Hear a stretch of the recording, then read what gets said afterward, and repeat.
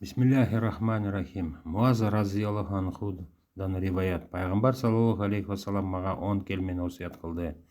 Күйгүзүлсөң дагы, өрттөнсөң дагы Аллахка бир нерсени шерик кылба.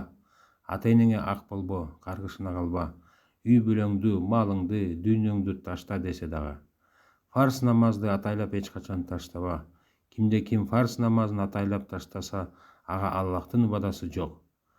Арак ичпе, ал жаман иштердин башы. Күнөөдөн алыс бол, себеби күнөө Аллахтын ачуусун келтирет. Элдер өлүп баратса дагы согуш майдандан артка качпа. Элдерге өлүм жеткен кезде сен ошол жерде болсоң, ошол жерде тура бер. Алыңдын жетишинче үй бүлөңө ырыскы таап бер. Адеп таягын көтөрбө, таштап салба. Аллах Тааладан үй бүлөңдү коркутуп тур. Ахмадтын муснады.